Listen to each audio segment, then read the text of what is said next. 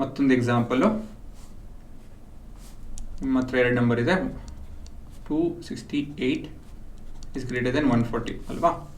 So 140 268 divide ಮಾಡುತ್ತೆ ಅಲ್ವಾ. So standard ವೇಯಲ್ಲಿ ಬರೆಯೋಣ ಡೈರೆಕ್ಟಾಗಿ.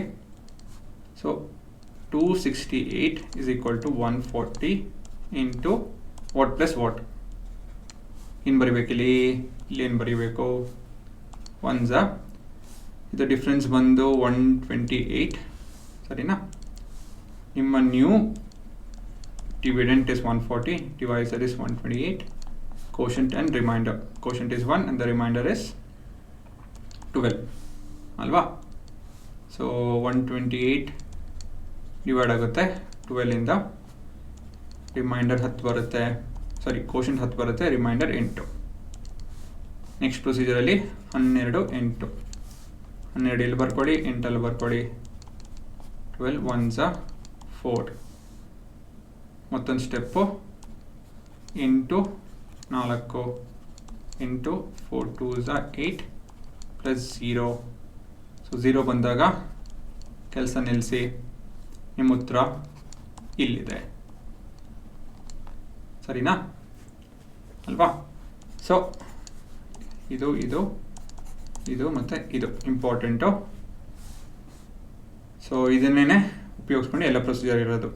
ಅಕಸ್ಮಾತ್ ಏನು ಕನ್ಫ್ಯೂಸ್ ಆಯಿತು ಅಂತ ಹೇಳಿದ್ರೆ ಈ ಥರ ಆ್ಯರೋ ಉಪಯೋಗಿಸಿ. ಯಾವತ್ತನೇ ಏನಾನ ಕನ್ಫ್ಯೂಸ್ ಆಯಿತು ಮಾಡಬೇಕಾದ್ರೆ ಪ್ರೊಸೀಜರು ಅಂತ ಹೇಳಿದ್ರೆ ಈ ಥರ ಆ್ಯರೋ ಉಪಯೋಗಿಸಿ ತಿರ್ಗಾ ಎಲ್ಲ ಜ್ಞಾಪಕ ಬರುತ್ತೆ. ಇದನ್ನೇ ಕೋಡಿಂಗ್ ಮಾಡಿದ್ದೀವಿ ಆಲ್ರೆಡಿ. ಕೋಡಿಂಗ್ ರನ್ ಮಾಡಿ ಉತ್ತರ ಅದೇನೇ ನೋಡಿ ಚೆಕ್ ಮಾಡೋಣ.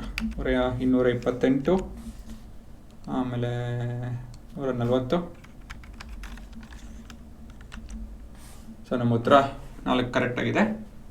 ಸ್ಟೆಪ್ಸು ಕೂಡ ಸರಿ ಇದೆ ಅಲ್ವಾ. ಸರಿ, ಮುಂದಿನ ಪ್ರಶ್ನೆ. ಕೇಸ್ ಬಗ್ಗೆ ಮಾತಾಡ್ತಾ ಇದ್ದೀವಿ, ಬೇರೆ ಬೇರೆ case. HCF is one of the numbers. 2 number ಇದೆಯಲ್ಲ, HCF ಅದು 1 ಇರುತ್ತೆ.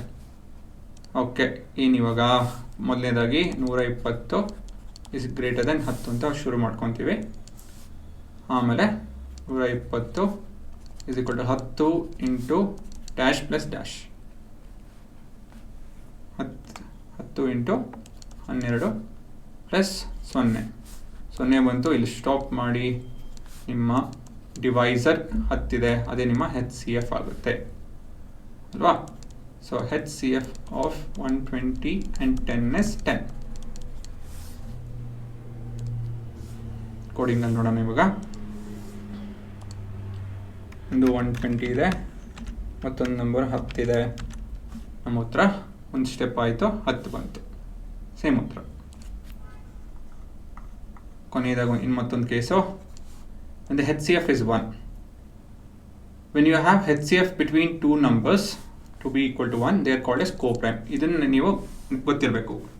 co-prime ಅಂತ ಹೇಳಿದ್ರೆ ಅವೆರಡು ಮಧ್ಯ ಯಾವುದೇ ಕಾಮನ್ ಫ್ಯಾಕ್ಟರ್ ಇಲ್ಲ, 1 ಬಿಟ್ಟು ಅಲ್ವಾ. HCF 1 ಅಂತ ಹೇಳಿದ್ರೆ ಅದೇ ಅರ್ಥ. ಸೊ ಅದಕ್ಕೆ co-prime ಅಂತ ಹೇಳ್ತಾರೆ.